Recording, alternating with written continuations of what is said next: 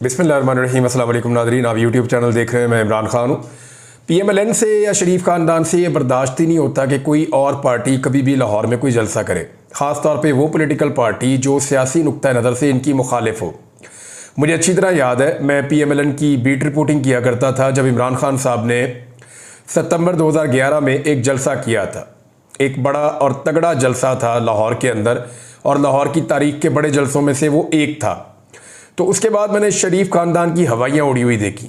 ना सिर्फ शरीफ ख़ानदान की, बल्कि मैं हैरान था कि पूरी PMLN जो है वो डरी हुई है, खौफजदा है और बहुत परेशान है कि इतना बड़ा जलसा शहबाज शरीफ के मुकाबले में इमरान खान साहब ने मीनार पाकिस्तान पे किया। शहबाज शरीफ साहब ने भाटी चौक में किया था, एरिया भी छोटा था, जलसा फारग ही था।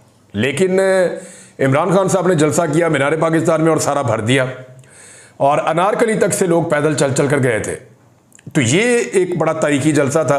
तो मैंने देखा डरे हुए थे, बहुत परेशान थे उस वक्त। तो अभी भी जो कुछ लाहौर में PMLN कर रही है, जितने कंटेनर ला के खड़े किए जा रहे हैं, लोगों के घरों में छापे मारे जा रहे हैं, चादर और चार दीवारी का तकद्दुस पामाल किया जा रहा है। यानी जो पहले जो लोग डायरेक्टली पाकिस्तान तहरीक इंसाफ के साथ जुड़े हुए हैं उनको तो गिरफ्तार किया जाता था, अब उनकी फैमिलीज को भी गिरफ्तार किया जा रहा है। सरम जावेद, जिनको 14 महीने तक इन्होंने जेल में रखा, वो कुछ नहीं उनका बिगाड़ सके, वो वापस आ गए, फिर जलसे की तैयारी कर रही है। तो उनके वालिद को गिरफ्तार कर लिया, जावेद खान को।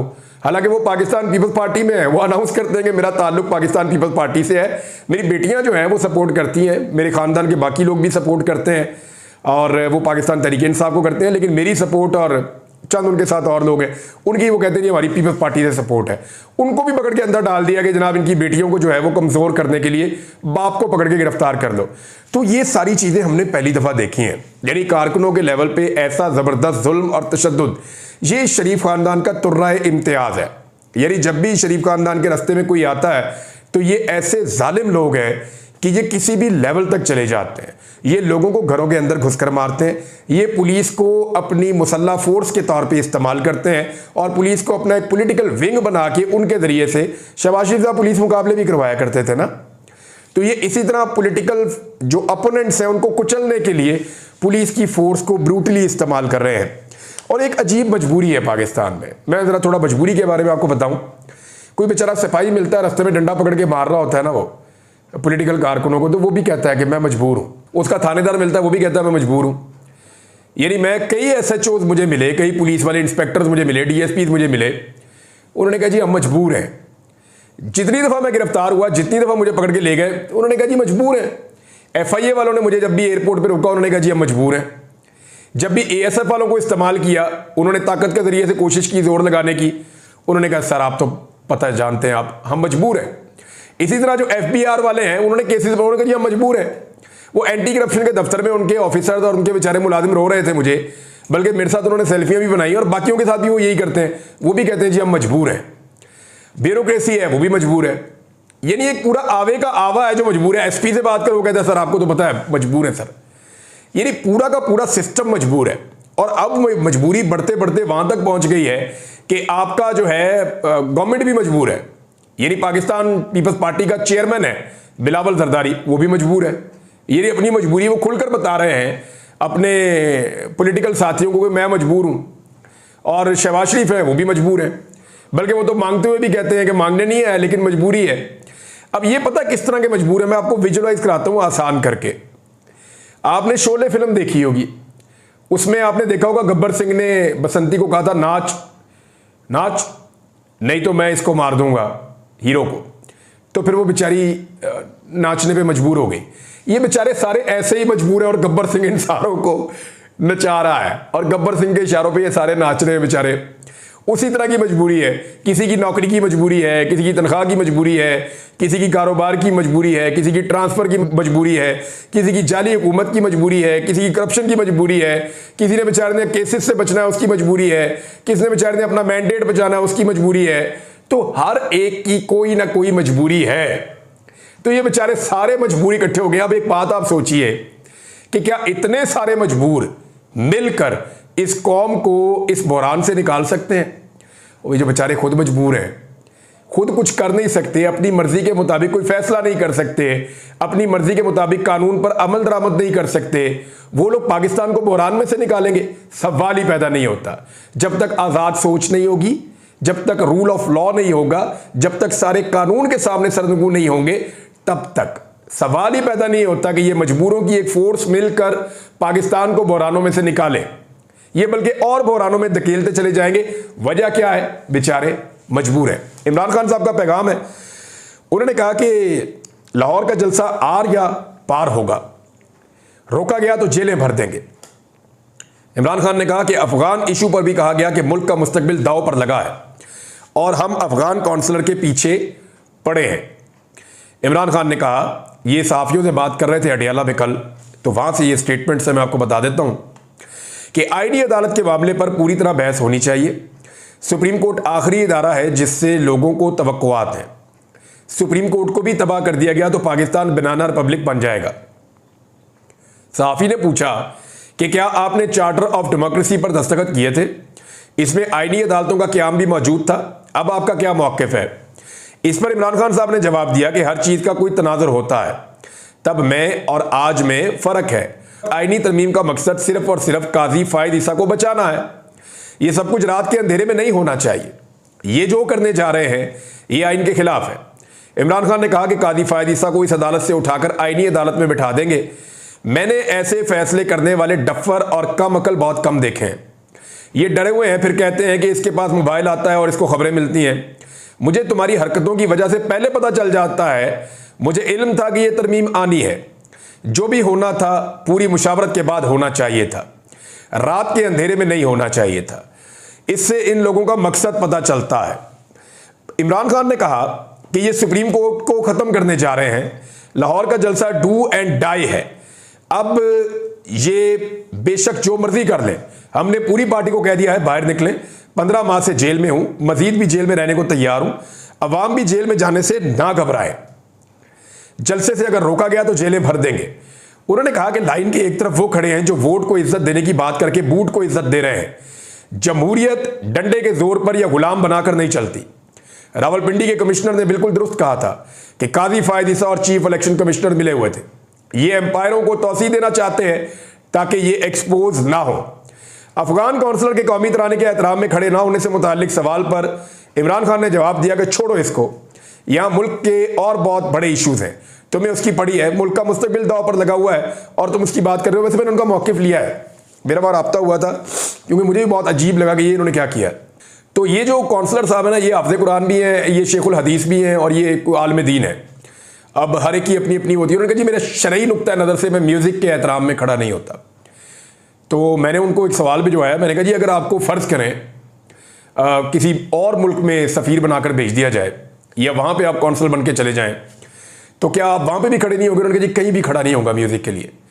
तो फिर मैंने उनसे ये भी एक बात पूछवाई थी कि क्या ये अफ़गान गवर्नमेंट की पॉलिसी है या ये आपकी अपनी? उन्होंने कहा जी अफ़गानिस्तान की गवर्नमेंट ने अपने तराने में से भी म्यूज़िक ख़त्म कर दिया है, लेकिन ये मैं ज़ाती हैसियत में, मेरी शरीयत मुझे इसकी इजाज़त नहीं देती। उनका अपना एक शरई नुक्ता नज़र है और उनको लगता है कि तराने के एहतराम में अगर म्यूज़िक है तो खड़े नहीं होना चाहिए।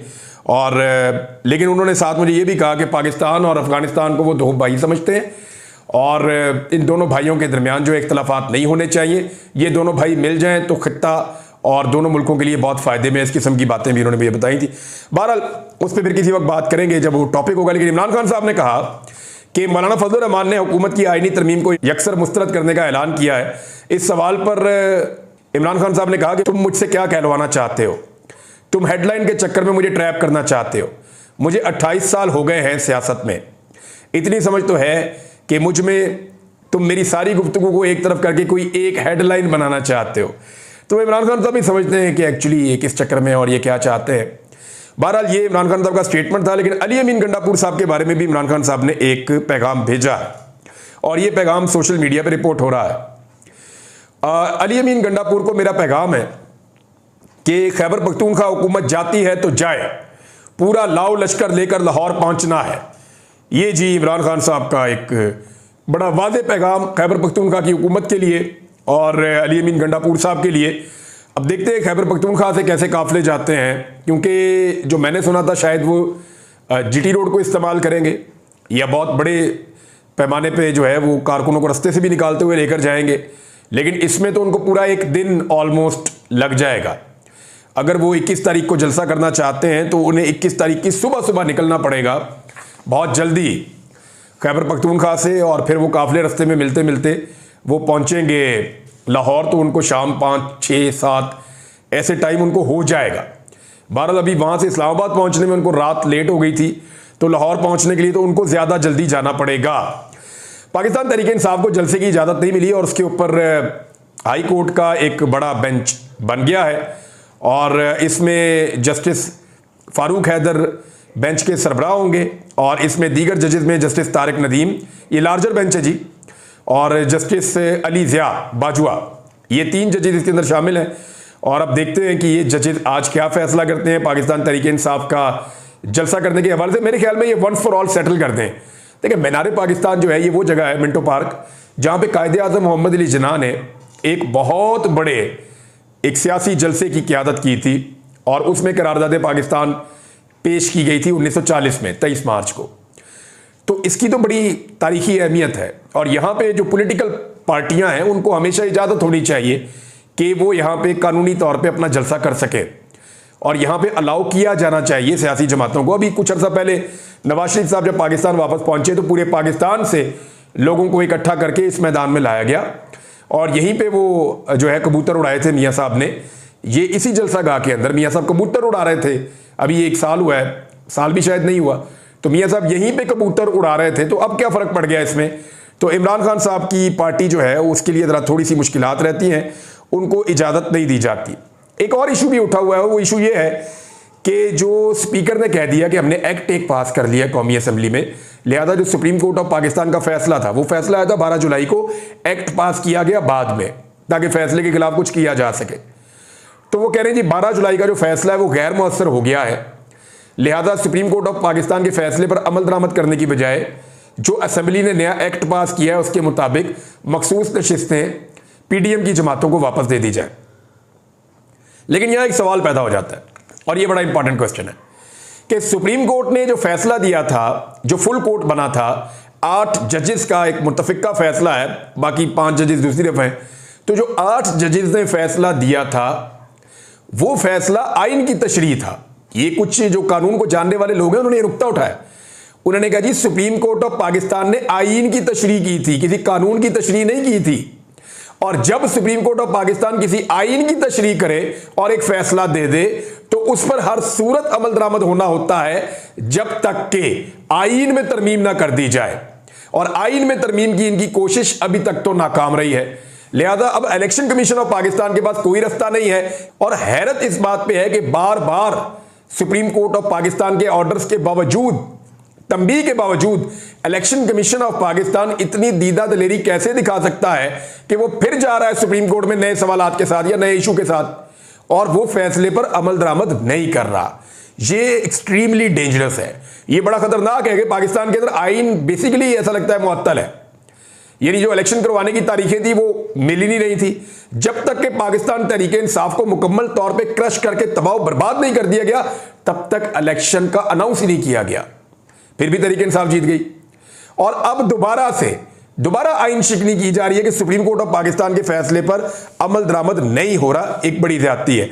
अच्छा जी, तहरीक इंसाफ के कारकुनों की पकड़ दकड़ मैंने आपको बताई, पुलिस बेचारी वो सारे काम कर रही है जो वो नहीं करना चाहती, मजबूर है। लेकिन आरिफ अलवी साहब ने एक बहुत इंपॉर्टेंट एक मुलाकात की लाहौर में, उसमें उनका कुछ स्टेटमेंट्स हैं जो बड़े अहम हैं, वो मैं आपके साथ शेयर करता हूं। आरिफ अलवी साहब ने बताया कि परवेज मुशर्रफ का मार्शल लॉ मौजूदा हुकूमत से कहीं बेहतर था।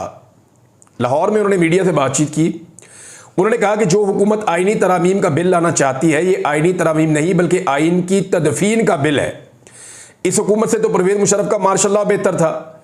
और उन्होंने कहा कि हुकूमती इत्तेहाद जो है, जो आइनी तरमीम ये ला रहे हैं और इसके मुसव्वदे पर पर्दा रखा हुआ है, जो बहुत खतरनाक है।